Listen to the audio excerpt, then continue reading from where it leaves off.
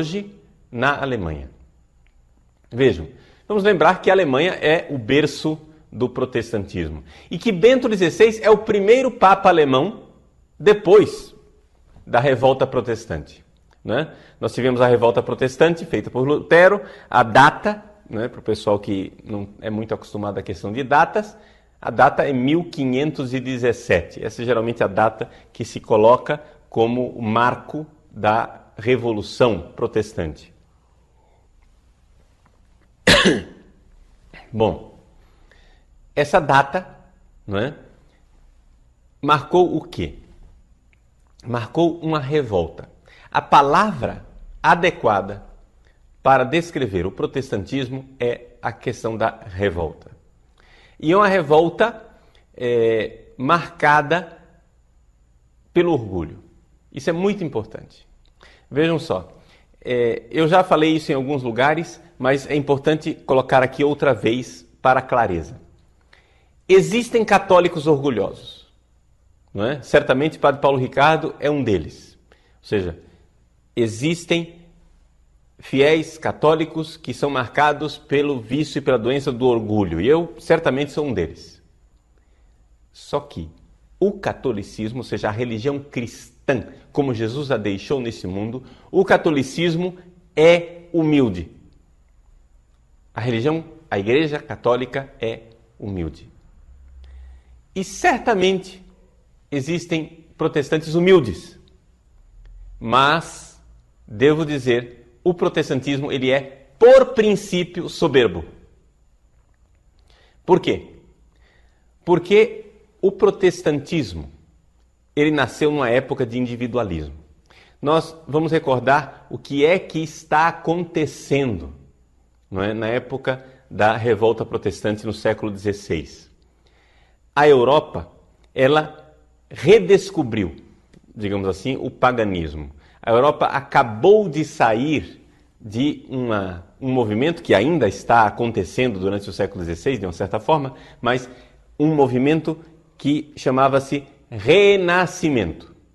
O Renascimento é apresentado, não é, pelos nossos livros de história como sendo uma coisa maravilhosa, renasceu a razão, renasceu a ciência, renasceram as luzes, etc, etc. E o Renascimento então irá culminar finalmente no movimento do Iluminismo, não é?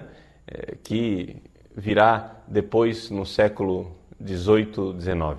Pois bem, o que acontece é o seguinte: se nós formos perguntar, o renascimento ele é renascimento de quê? Na verdade, o renascimento é renascimento do paganismo. Paganismo, sem dúvida alguma. O paganismo que renasceu. E isso teve influências tremendas dentro da Igreja Católica. Então, o que aconteceu? O que acontece na época de Lutero é que a Igreja Católica está infiltrada de uma mentalidade neopagã renascente. Ou seja, as pessoas, a cultura da época estava deslumbrada com o conhecimento das coisas pagãs e, de repente, o pessoal achava a coisa mais linda do mundo, não é? Não é prestar culto, porque não havia exatamente a religião pagã, mas venerar esses mitos pagãos e os deuses pagãos, etc, etc. Evidente que isso daqui era o clima geral e isso teve consequências muito negativas dentro da igreja. É claro que o Renascimento teve também o seu lado positivo, mas eu estou enfatizando aqui o lado negativo. Pois bem, renascimento do paganismo. Por outro lado, o protestantismo é uma reação a esse tipo de coisa, mas é uma reação filha do seu tempo. Ou seja, a reação que os protestantes tiveram contra essa pretensa onda de paganismo, esse nascimento do paganismo, não foi totalmente isento e sem influências. Por quê? Porque o que é que os protestantes pegaram do espírito da sua época? Pegaram, número 1, o individualismo. Pegaram, número 2, uma certa revolta contra qualquer autoridade né, e um ceticismo com relação a qualquer princípio de autoridade, pegaram esse individualismo e essa revolta contra a autoridade, né, pegaram também uma espécie de mentalidade jurídica em que as coisas precisavam ter fundamentos científicos inquebrantáveis. Então, o que acontece? Assim como a ciência, que estava começando, engatinhando, não é? Se desenvolvendo na época, ela pretendia colocar através de certos princípios as suas bases científicas sólidas. O protestantismo, ele entrou com a doutrina de que ele precisava ter algo de sólido, algo de muito concreto e de inquestionável, e esse muito concreto e inquestionável é um códice, um livro, chama-se a Bíblia. Pronto. Então, o que está na Bíblia é a revelação, e o que não está na Bíblia não é revelação e acabou. Então, o que é que o protestantismo fez? O protestantismo transformou o cristianismo na religião do livro. Ou seja, a religião de um livro. Enquanto o cristianismo não é a religião de um livro. O cristianismo é uma pessoa, é Jesus Cristo.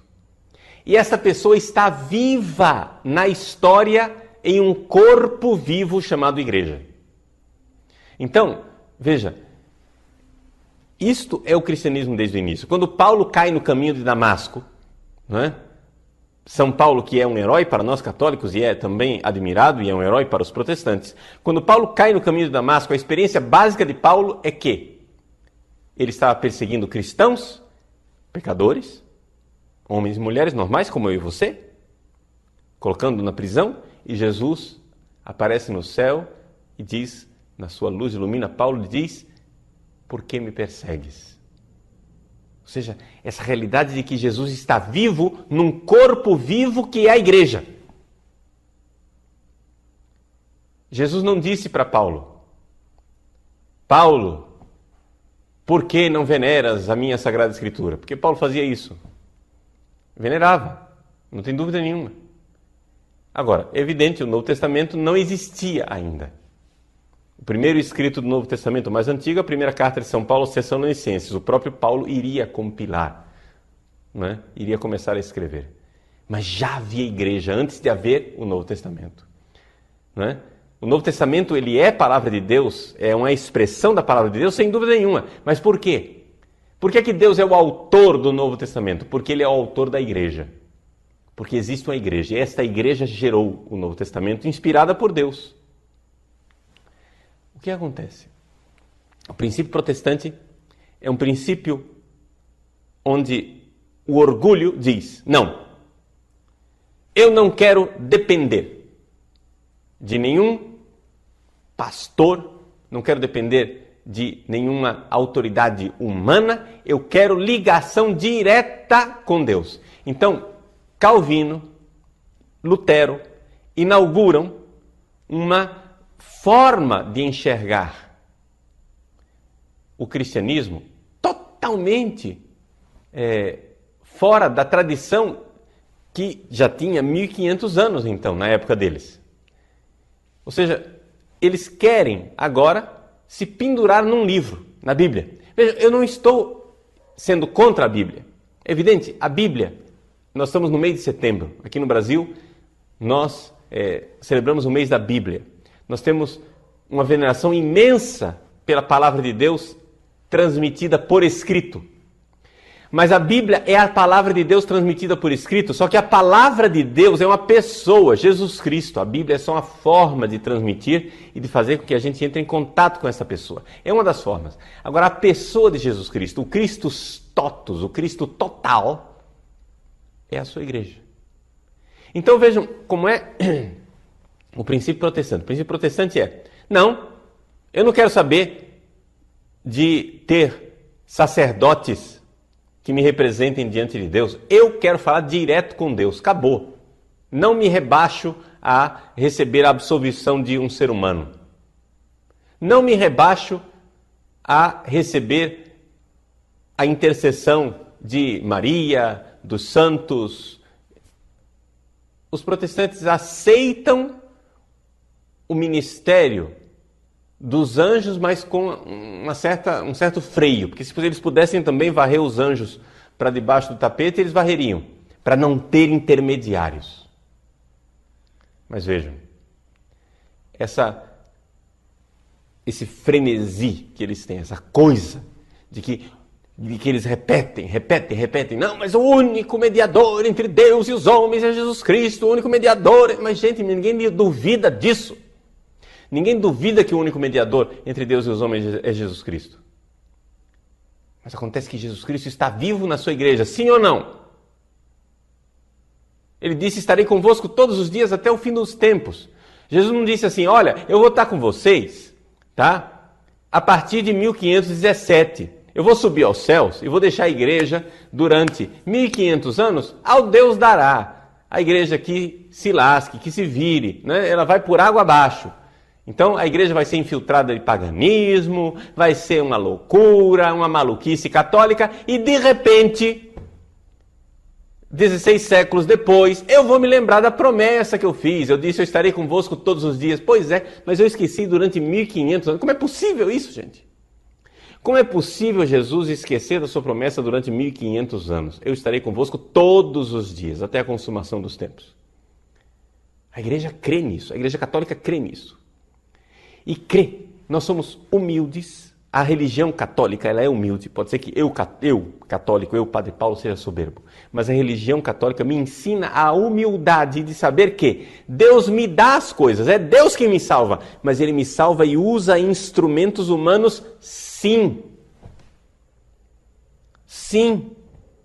usou Paulo para escrever as cartas. Usou Mateus, Marcos, Lucas, João para escrever os evangelhos. Usou pessoas e continua usando. Não é que Jesus disse assim, ó, eu vou usar só no primeiro século, depois não vale mais. Depois não uso mais ninguém. Né? Eu uso nos primeiros séculos, depois eu só vou começar a usar depois o Lutero e o Calvino e depois os outros pastores que são ungidos. Não, gente. Isso não tem o mínimo cabimento. Então, esse fenômeno de soberba, ele também está associado a um outro fenômeno, que é a questão do prazer, não é? A questão da dissolução, digamos assim, dos princípios de, digamos assim, de ascese cristã.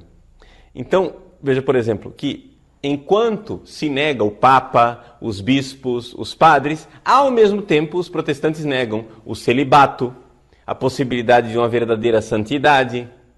Ou seja, as pessoas não vão ser verdadeiramente santas, elas vão ser sempre profundamente pecadoras e isso vão ter só a fé.